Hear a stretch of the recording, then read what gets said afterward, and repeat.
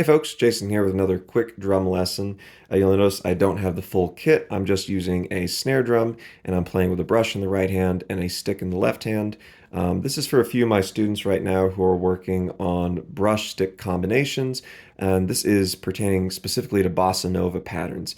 There's a lot of different brush stick patterns I like to play for Bossa Nova.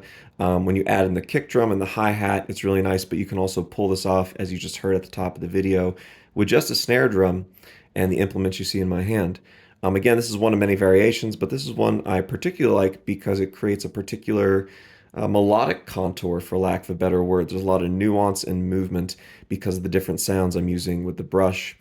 So there's essentially four movements or sounds here. The left hand is just doing the rim click, and I'm choosing to use this specific clave pattern, which is one of many Brazilian clave patterns you hear. So I'll go ahead and keep the chord note pulse here with the right hand. Let's just figure out this clave part first. 1, 2, 3, 4. 1, 2, and 3, 4, and 1, 2, 3, and 4. Again, 1.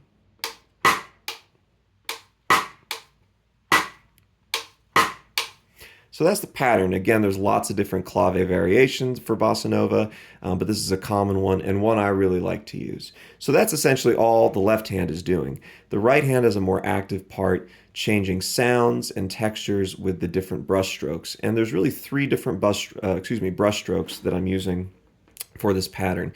There's just the basic tap, which is the same as you would play the snare drum with a stick, just a vertical up, down striking of the drum. Right, so that's probably the easiest of them. The other two take a little more getting used to, especially if you're not used to playing with brushes. These are lateral strokes. So I have basically two types of lateral strokes: a shorter sort of flick motion where I'm flicking to the right or to the left,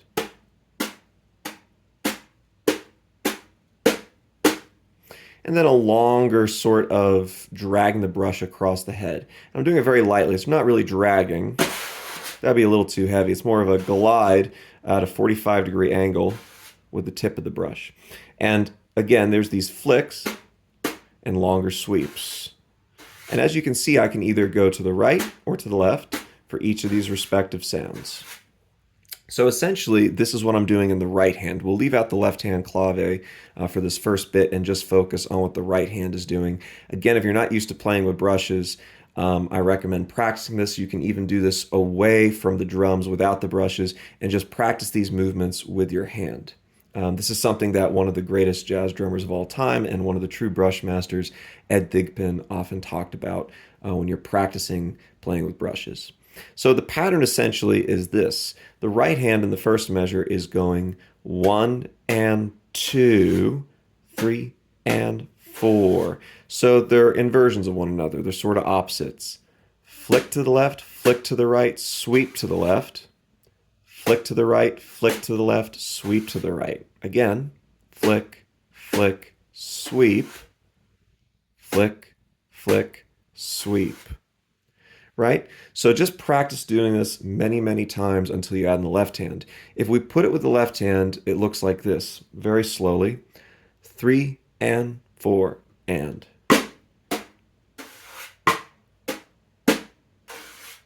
One, 2, 3, 4.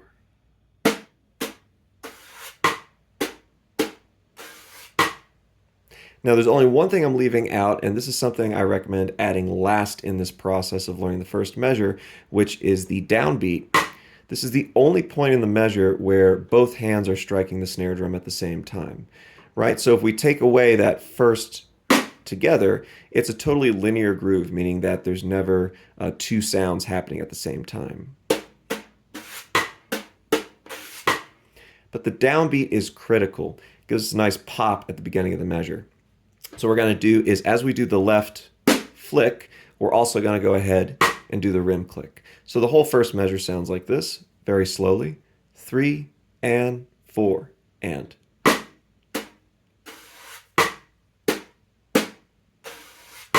One and 2 and 3 and again, here we go.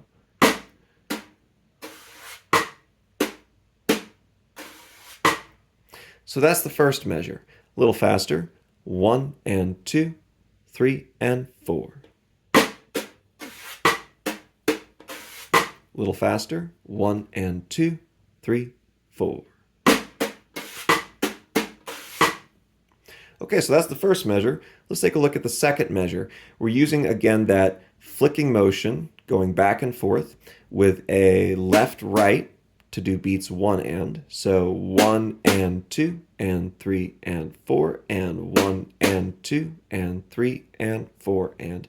And we answer with the left hand on beat 2. So 1 and 2, 3, 4. 1 and 2, 3, 4. Now I'm going to go ahead and do something I haven't done before. You may have noticed that all of my sweeping and flicking motions are basically alternating, if you want to think about that way. So I'm either doing a left to the right or a right to the left, right? But I'm always doing this sort of back and forth. So either left, right, left, right, left, right, or right, left, right, left, right, left. You can also think about it as in, out, or out, in, out, in.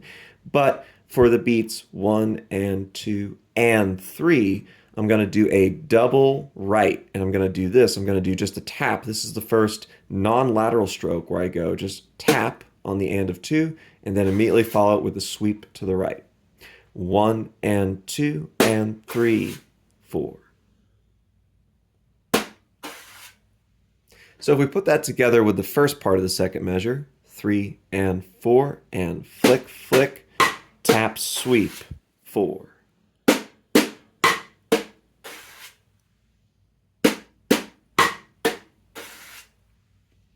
And then we answer on the and of 3, 1 and 2 and 3 and, with the left hand rim click. So thus far we have left, right.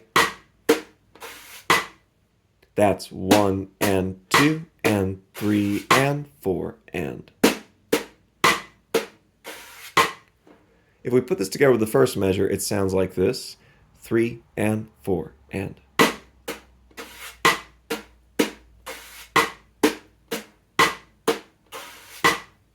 And actually by itself, that's a great pattern. If you have the hi-hat going on 2 and 4 and the kick doing boom, boom, boom, boom, that classic heartbeat rhythm you hear in Bossa Nova, you don't even need to play this last part.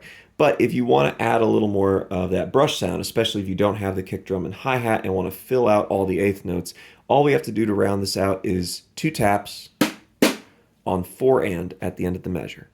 So the second measure looks like this: left, right, click, tap, sweep, click, tap, tap.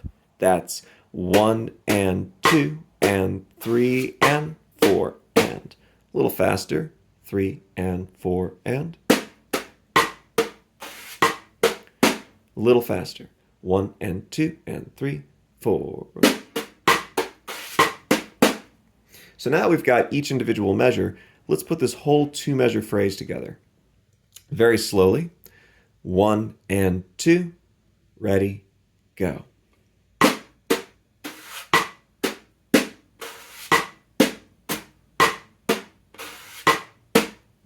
One, 2, again, go.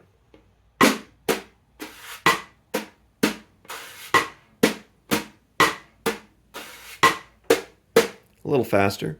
1 and 2, 3, 4.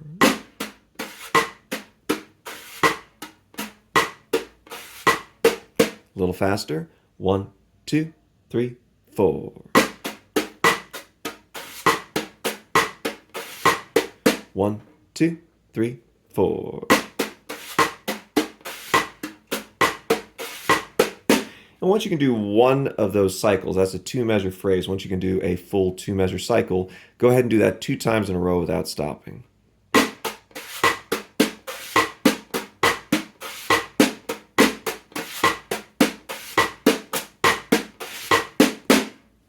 A little faster. 1, 2, 3, 4.